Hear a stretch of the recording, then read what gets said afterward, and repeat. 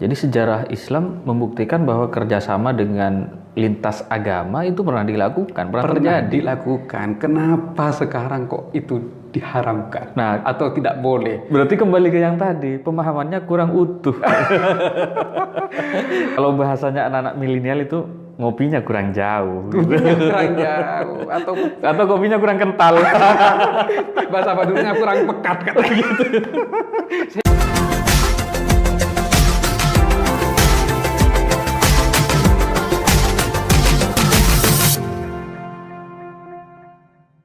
Lebur TV kembali hadir menyapa masyarakat Pamekasan, masyarakat Madura dan masyarakat Indonesia. Pada kesempatan kali ini ada tokoh yang sangat istimewa, sangat luar biasa dan namanya mulai disebut-sebut di media massa, terutama ketika kemarin melakukan audiensi dengan Bupati dan Kapolres Pamekasan ya. Ketua Himpunan Lora Madura, Hilma Raja Far. Assalamualaikum. Waalaikumsalam. Apa kabar? Alhamdulillah sehat dan bahagia. Bahagia ya. Nah, ini Raja Far ini dalam beberapa hari terakhir dicari banyak orang, baik misalnya melalui Google, pencarian Google dan lain sebagainya. Terutama istilah penelusuran Hilma itu luar biasa. Tapi banyak yang bingung, apa sih Hilma itu? Mungkin bisa dijelaskan kronologis berdirinya Hilma dan lain sebagainya seperti apa? Dipersilakan. Terima kasih Mas Imam dan seluruh pemirsa Libur TV dimanapun Anda berada. Bismillahirrahmanirrahim. Assalamualaikum warahmatullahi wabarakatuh. Waalaikumsalam warahmatullahi wabarakatuh. Alhamdulillah wassalatu wassalamu ala rasulillah wa ala alihi wa ashabihi wa man walah amma ba'du. Adapun selanjutnya kami akan menjelaskan sejarah berdirinya Hilma. Himpunan Lora Madura ya? Lora Madura. Siap. Berarti ini semadura ya? Tidak hanya di Pamekasan ya? Tidak hanya di Pamekasan. Oke. Sumeneb, Pamekasan, Sampang, dan Bangkalan. Siap. Hilma itu datang untuk menjelaskan wajah Islam Madura yang sesungguhnya, yang akhir-akhir ini dinodai oleh segelintir orang yang mengatasnamakan Islam Madura dengan pola dakwah yang keras seperti Islam radikal. Padahal faktanya yang ada, coba cek di pesantren-pesantren yang ada di Madura. Kalau Islam Madura itu adalah Islam yang santun, ramah, dan toleran, juga penuh dengan kemajuan. Hilma itu asalnya hanya 2 orang. Dia kemudian menjadi 6 orang. 2 orang itu siapa, Ra? 2 orang itu pertamanya saya dan I Hasan. Oh, siap. Setelah itu menjadi 3 orang di Cafe Gloss dengan Ra Mahsus Syafi'i, Sumber Wanjalin. Kemudian menjadi 6 orang. Setelah 6 orang? 6 orang, saya, si Hasan, Ra Mahsus, terus Ra Amin Syafi' Sampang, terus Ra Ipung, putranya Kiai Sahuri, terus Ra Fathur Bangkalan Subair. Di musola Ra Fathur itulah Hilma ditetapkan. Tahun berapa itu, Ra? 1 tahun yang lalu. 1 tahun yang lalu. 2019 berarti ya? Awal 2019. Oke, siap. Di musola itu juga nama Hilma dilahirkan.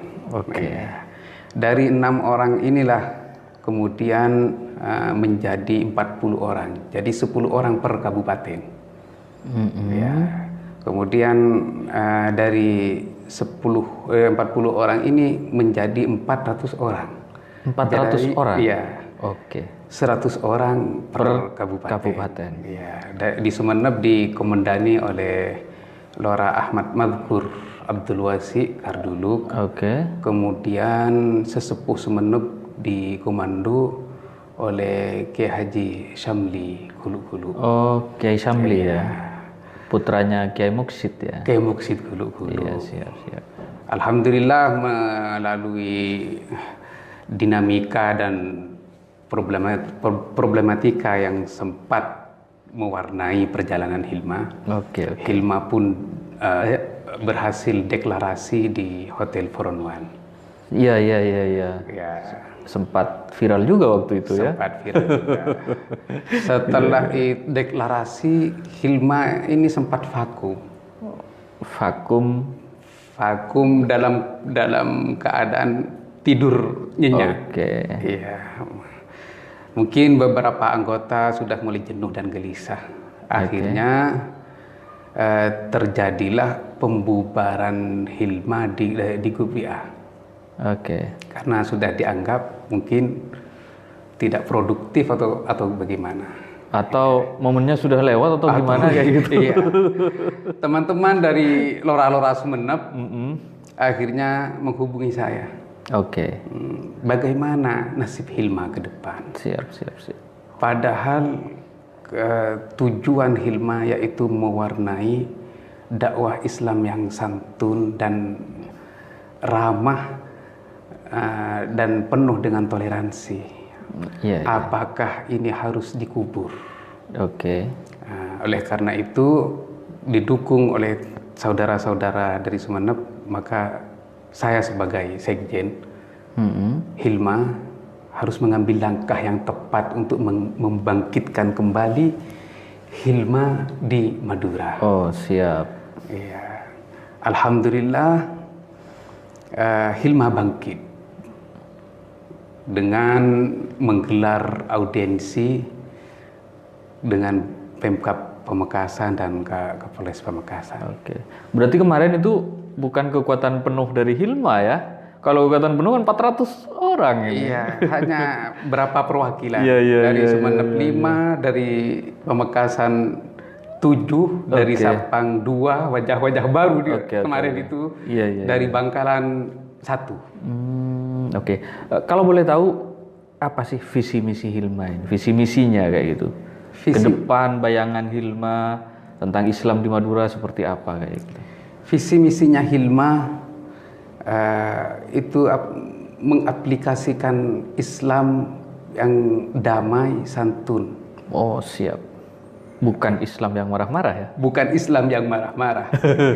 Agar umat tahu kalau Islam itu adalah sesuai dengan namanya, Islam, salam, adalah agama yang damai. Betul.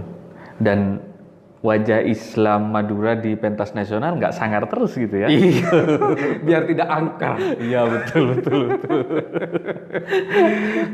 Oke, tadi sempat disinggung soal audiensi ke Bupati dengan Kapolres. Itu tentang apa itu lah audiensinya? Audiensi tentang pembangunan. Oke. Khususnya di Pamekasan yang kerap sekali menimbulkan kontroversi antara pihak pemerintah, dalam hal ini penggerak pembangunan, dan tokoh ulama atau tokoh masyarakat, dalam hal ini penggerak keimanan dan ketakwaan. Oke. Memang selalu begitu ya di Pamekasan ya? Itulah Pamekasan. Orang mau bangun hotel dilarang ya. Terus mau bangun sinema mall dilarang juga ya. Iya. Ini memang dilarang oleh agama atau memang oleh kelompok penganut agama sebenarnya? Apakah ada misalnya ya, kita bicara apakah Islam juga membahas tentang tempat, bahwa tempat ini maksiat kayak gitu atau seperti apa? Saya sebagai orang awam nggak tahu kan soal itu. Sebelum kita masuk ke ranah pembangunan, kita harus memahami dulu bahwa pembangunan itu apakah sebagian dari perintah Allah Subhanahu wa taala? Oke. Apakah pembangunan itu dilarang oleh agama atau tidak? Masyarakat Pamekasan ini kaget terhadap gejolak globalisasi dunia dan peradaban yang sedang dahsyat. Jadi kita harus memahami dulu bahwa globalisasi dunia atau peradaban bukan hal yang baru. Oke. Allah Subhanahu wa taala sudah menjelaskan dalam firman-Nya, yazidullahu fil khalqi ma yasha. Jadi Allah Subhanahu wa taala akan terus menambah dan menambah ciptaannya. Oke. Ini adalah globalisasi dunia dan populasi manusia yang semakin hari semakin zaman Semakin meningkat bertambah. tajam. Oke. Iya. Termasuk kemajuan di bidang teknologi, ekonomi. Oke. Jadi menyikapi hal tersebut, kita harus memandang pembangunan dan globalisasi itu dengan cerdas. Oke. Iya. Gimana caranya cerdas ini gimana? Gimana caranya cerdas ini gimana ini? Pertama kita harus memahami apakah pembangunan itu bagian dari perintah Allah Subhanahu wa taala atau malah ditentang oleh agama. Oke. Faktanya? Faktanya sebagaimana firman Allah Subhanahu wa taala dalam sebuah ayat, huwallazi ansha'akum minal ardi wastamarakum fiha. Allah yang menciptakan kita, umat manusia itu dari bumi, dari tanah. Iya. Sebagaimana yang telah diceritakan dalam hadis dan sejarah bahwa Abuna Adam itu diciptakan dari tanah, dari debu. Ya. Wastamarakum fiha. Kemudian Allah Subhanahu wa taala menitipkan bumi ini kepada manusia untuk dijaga, dipelihara dan dibangun. Oke. Berarti pembangunan itu adalah bagian dari perintah Allah Subhanahu wa taala. Oke. Kalau menentang pembangunan, menentang perintah Allah berarti. Menentang perintah Allah. Iya. Kenapa harus seperti itu? Kenapa harus dibangun? Kenapa harus diperindah?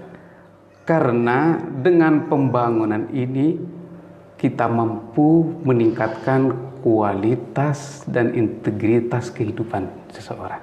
Oke. Jadi titik poinnya adalah Hilma mendukung pembangunan, kemajuan pembangunan kayak gitu. Titik poinnya Hilma mendukung pembangunan.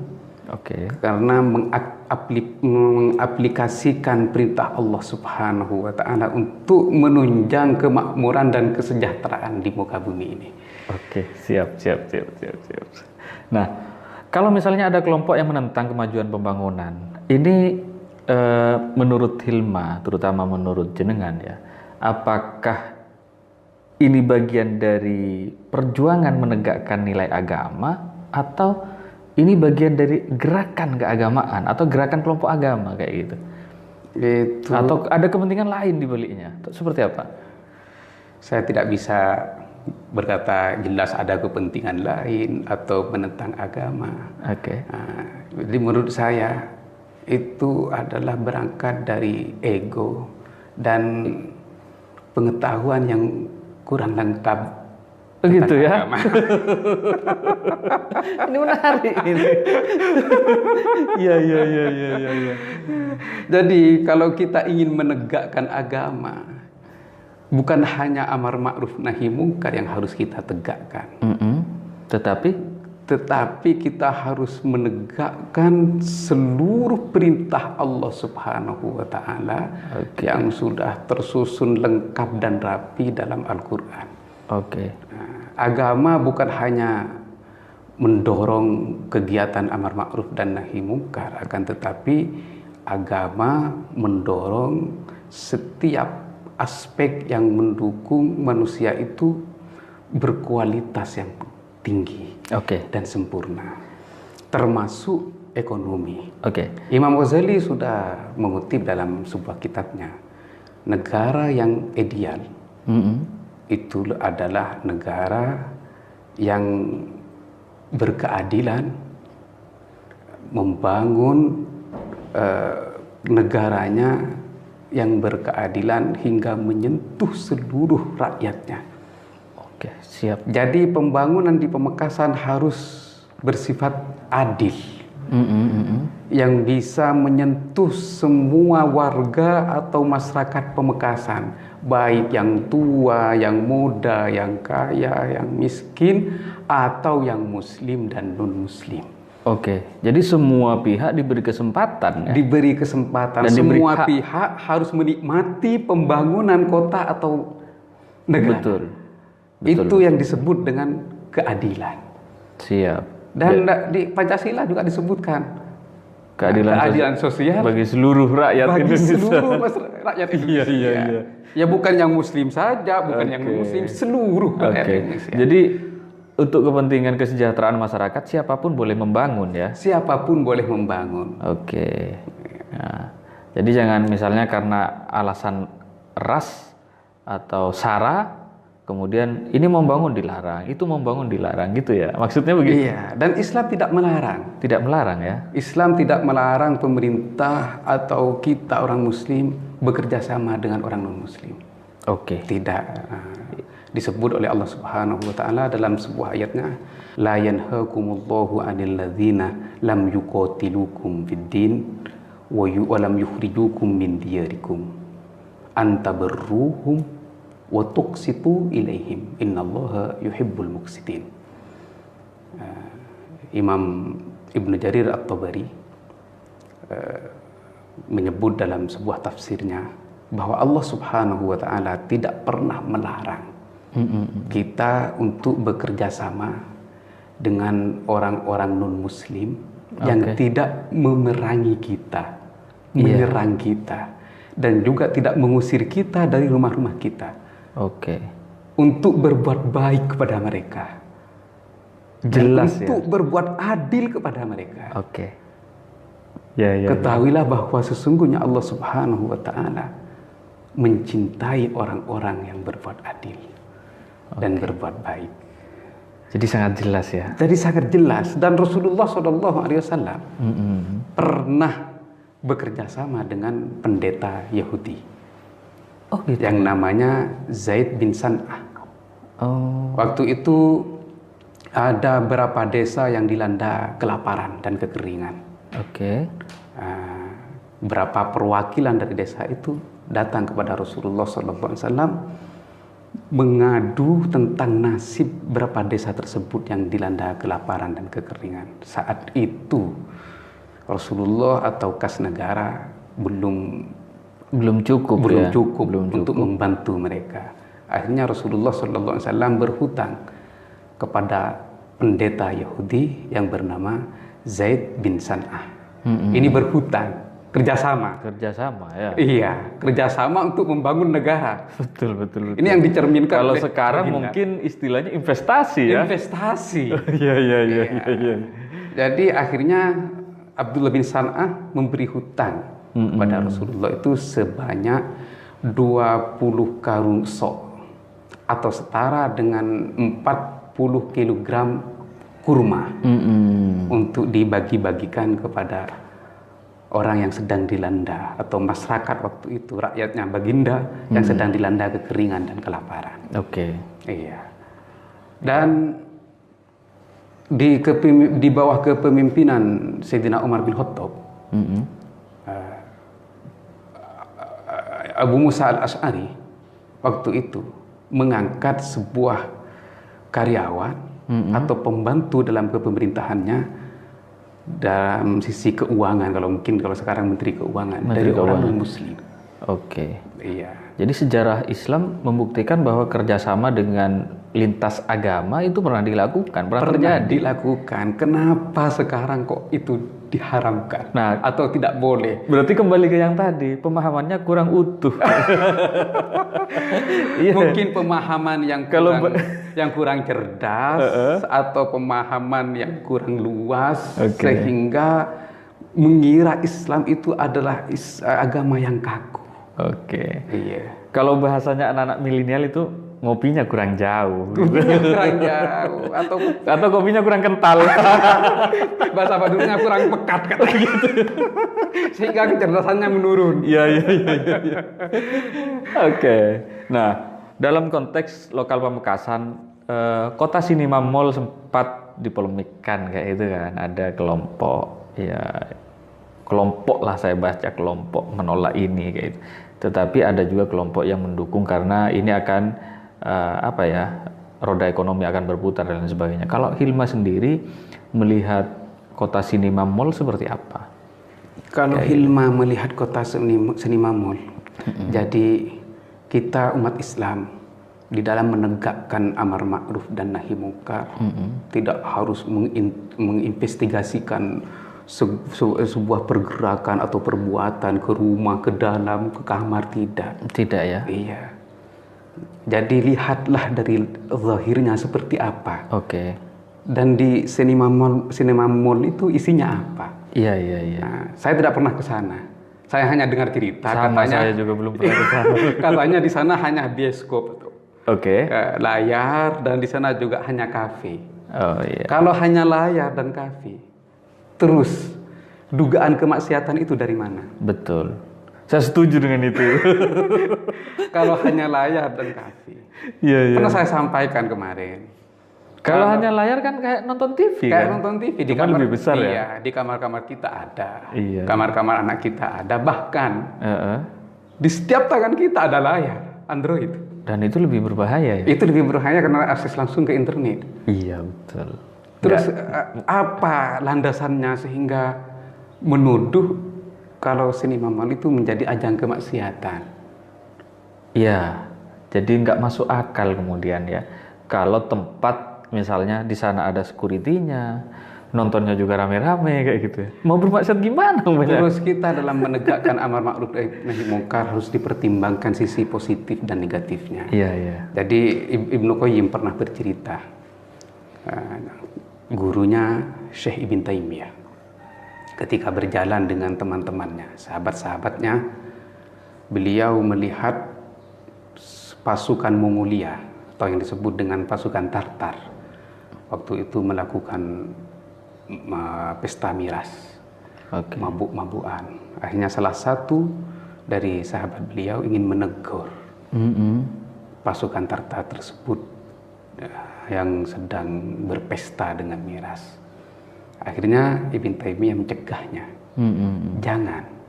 Katanya. Memang miras bagi kita itu sangat dilarang ya? Iya, sangat dilarang karena berakibat melupakan kita kepada Allah Subhanahu wa Ta'ala. Tapi miras bagi mereka itu sangat berdampak positif agar mereka tidak lagi membunuh orang-orang muslim dan agar mereka tidak merampas harta-harta orang muslim.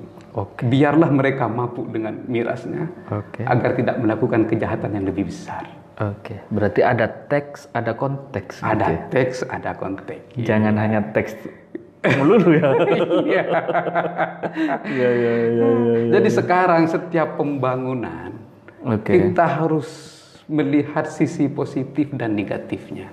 Iya, betul. Misalnya Sinema Mall, seperti Sinema Mall atau hotel-hotel yang ada di Pemekasan, apa negatifnya? Takut dibuat ajang kemaksiatan. Itu kan hanya takut ya. Padahal di mana-mana bisa berbuat maksiat ya. Di mana-mana bisa berbuat maksiat, di mana-mana bisa berbuat kejahatan. Iya.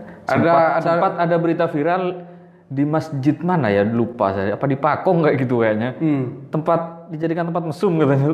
Sempat viral dulu. Di Jawa ada mobil goyang-goyang di depan masjid. Itu dibuat tempat mesum. Iya. Itu yang perlu dipahami oleh seluruh umat Islam ya.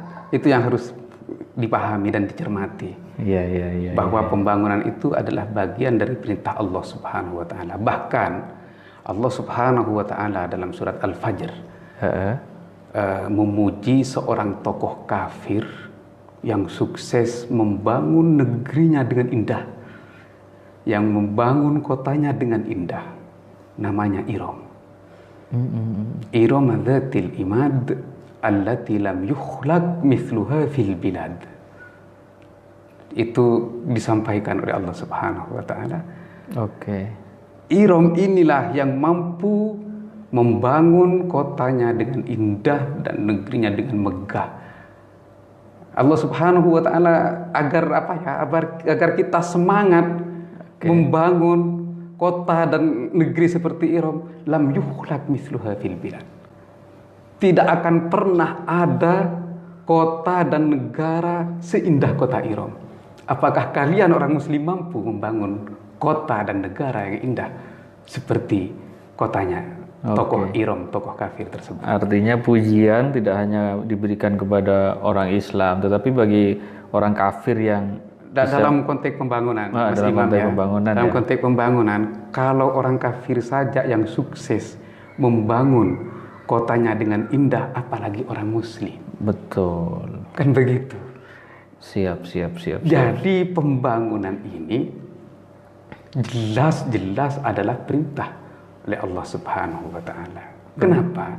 Katanya para ulama, la yuslihu dinun bila dunya salihah wala tuslihu dunya bila dinin salih, katanya.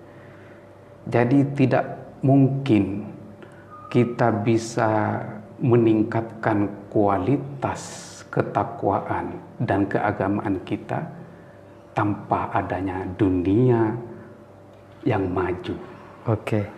Dan tidak mungkin ada dunia yang maju tanpa kita sadari bahwa kita harus meningkatkan kualitas keimanan dan ketakwaan kita kepada Allah Subhanahu wa taala. Siap. Iya. Jangan sampai kemajuan pembangunan harus dibenturkan dengan kualitas keimanan kayak gitu ya. Tidak ada satupun dari populasi manusia yang menginginkan bergerak mundur ke belakang atau terpuruk betul. dalam kehidupan yang betul. Oke. Gini, kadang kita kan juga ini ada ulama, ada umaro. Ini kalau pandangan Hilma ini semestinya sejajar atau ada misalnya ya ulamanya di atas mengintervensi, pokoknya kalau nggak ikut saya kafir kamu, atau kalau nggak ikut saya maksiat kamu, atau ini sejajar, atau yang ini di atas, atau seperti apa? Kalau pandangan Hilma? Kalau pandangan Hilma antara ulama dengan umaro. Rasulullah dulu ketika masuk ke setiap negara sudah terdengar adzan di situ, Rasulullah mundur tidak menyerangnya. Gitu ya? Iya. Jadi sekarang kalau tokoh ulama ini memang pewaris baginda Nabi, selagi di kota atau di desa ini terdengar adzan, apalagi di Pamekasan yang disebut dengan kota pendidikan, lembaga bukan setiap desa, setiap dusun ada. Kenapa ulama harus menyerang pemerintah? Betul. Apalagi pemerintahnya juga ulama. Ulama Kiai Haji Badrut. Iya. Apakah pemerintah memerintahkan kemungkaran dan kemaksiatan terhadap warganya? Saya tidak pernah dengar itu. Begitu ya. Karenanya dalam konteks pembangunan Hilma mendukung kemajuan ya. Kemajuan karena pembangunan bagian dari perintah Allah Subhanahu wa taala. Siap. Pertanyaan terakhir nih, apakah misalnya kesalehan atau religiusitas ini hanya dimiliki oleh orang-orang yang ya dalam tanda kutip misalnya pakaiannya harus islami dan lain sebagainya, atau orang-orang yang ya celanaan tapi dia berkontribusi dalam kemajuan pembangunan juga berhak menjadi orang yang saleh kayak gitu? Itu seperti apa ini? Saya akan jawab dengan hadis baginda Nabi Muhammad sallallahu alaihi wasallam. Biar clear ya. Biar tidak ada yang nentang. Iya. Ini hadis baginda Nabi besar. Sahih ya hadisnya. Iya, hadis sahih ya. Innallaha la yanzuru ila suwarikum wa amalikum. Innama yanzuru ila qulubikum. Dalam banget ini ya. Jadi Allah Subhanahu wa taala tidak melihat casing atau penampilan kalian. Iya. Yang dilihat oleh Allah Subhanahu wa taala adalah hati-hati kalian. Karena itu disampaikan oleh baginda, innamat taqwa hahuna. Sarangnya takwa ini di sini. Iya. Inna akramakum indallahi atqakum. Yang mulia di sisi Allah ialah orang yang paling bertakwa kepada Allah Subhanahu wa taala. Dan juga disampaikan oleh baginda, innama su'san wubro. Ada orang yang berpenampilan compang-camping. tidak pakai gamis, Iya. tidak pakai ikat Saya nggak kepala, saya nggak berani bilang itu. Ya, ini compang-camping. Ya. Tapi ketika mengangkat tangannya, Iya. la ajabahu, langsung diijabah oleh Allah Subhanahu wa Oke. taala. Jadi penampilan, casing bukan penentu seseorang itu paling bertakwa kepada Allah Subhanahu wa taala. Siap. Perilaku yang baik, akhlakul karimah, itulah menjadi penentu ketakwaan seseorang kepada Allah Subhanahu wa taala. Oke. Begitu Mas Imam. Jadi jangan terjebak pada penampilan. Berjubah saja tidak cukup gitu. Hatinya. Iya, iya. Nama takwa hahuna. Iya. Ini luar biasa. Dan saya banyak ilmu yang didapat dari beliau ini, pencerahannya luar biasa, dan beliau tidak hanya bicara soal dari katanya-katanya, tapi mengutip langsung dari Al-Quran dan hadis. Jadi bagaimana beliau menjelaskan tentang pembangunan, bahwa pembangunan itu, bahwa Islam mendukung pembangunan gitu. Ada ayatnya, ada hadisnya, dan lain sebagainya. Dan yang terpenting adalah siapapun boleh terlibat dalam pembangunan. Tidak terbatas misalnya hanya orang Islam yang boleh membangun, tidak. Orang non-Islam pun boleh membangun. Dan terakhir saya ingin ada closing statement dari jenengan Ra. Ya. Untuk umat Islam di Madura, untuk pemerintah daerah di Madura, bagaimana antara para tokoh agama dengan pemerintah ini sinergi dalam memajukan pembangunan. Karena Madura kan harus juga maju dan tidak dianggap tertinggal di Indonesia, kayak itu seperti apa, Ra? Begini kesimpulannya. Jadi diambil dari hadis baginda Nabi besar Muhammad sallallahu alaihi wasallam, khairun nas anfa'uhum linnas.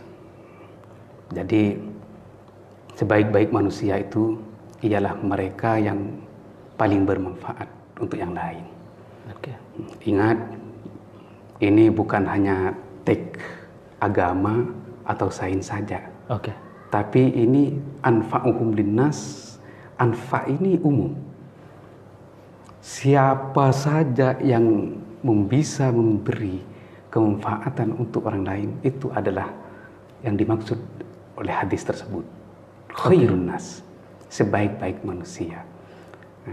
Bukan khairul mukminin atau khairul muslimin, ya? Betul. Nah, bukan cuma khairul mukminin, bukan cuma khairul muslimin, tapi khairun nas. Di sini juga umum an-nas. Iya. Sebaik-baik manusia ialah yang senantiasa memberi kemanfaatan untuk yang lain. Aplikasinya, siapapun yang memberi kemanfaatan terhadap yang lain, jangan kita hadang. Begitu ya? Iya. Ini bukan soal apa dan siapa. Oke. Dan ini bukan soal saya atau kamu. Oke. Ini soal kemanfaatan untuk yang lain. Jadi, jika pemerintah atau ada seseorang yang ingin memberi kemanfaatan melalui pembangunan atau pergerakan ekonomi, misalnya ada investor dari luar atau investor asing, jangan ditakut-takuti masyarakat untuk menghadang kebaikan yang akan dirasakan oleh masyarakat Pamekasan secara khusus, Madura secara umum. Oke. Nah, jangan sekali lagi ini antek asing atau orang Cina. Kita sendiri memakai. Iya. Kita sendiri memakai dan kerjasama dengan orang Cina dan orang Jepang. Mobil-mobil yang kita tumpangi. Betul. Baju-baju, sebagian baju atau HP yang kita pakai. Samsung itu dari Korea, mobil Kijang Innova itu dari Jepang. Iya. Kenapa Anda bekerja sama dengan membeli produk-produk mereka, lalu Anda melarang pemerintah bekerja sama dengan pihak asing? Dulu saya di Mekah ya, cerita tentang Mekah. Dulu saya di Mekah itu tahun 2000, mulai tahun 2096 sampai 2005. Di antara Mekah dan Jeddah itu ada sebuah universitas teknologi yang sangat besar. Diundanglah orang-orang Jepang dan orang-orang yang Cina untuk mengajar bagaimana memproduksi teknologi atau pembuatan mobil yang saya dengar itu karena pihak Arab Saudi akan memproduksi mobil dan teknologi yang canggih seperti yang diproduksi oleh Cina dan Jepang. Oke.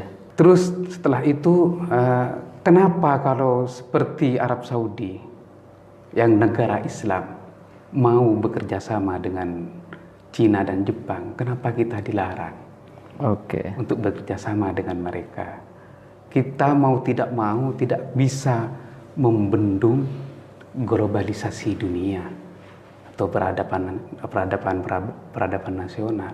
Kita harus ikut bersaing dalam membangun negara dan kota sehingga menunjang kemakmuran dan kesejahteraan di bumi yang telah dititipkan oleh Allah Subhanahu wa Ta'ala kepada kita semua untuk dipelihara dan dibangun. Oke, terima kasih Rah atas ilmunya. Saya dapat ilmu banyak pada kesempatan hari ini. Untuk pemirsa, tentu saja diskusi ini harus diakhiri karena kita dibatasi oleh waktu. Tetapi bincang-bincang saya, dialog saya dengan beliau ini tidak hanya berhenti di sini. Kesempatan yang lain, saya akan mengundang kembali beliau untuk bicara tentang banyak hal, terutama bagaimana Islam, Madura, pembangunan dan kemajuan kayak gitu. Terima kasih. Salam Libur TV.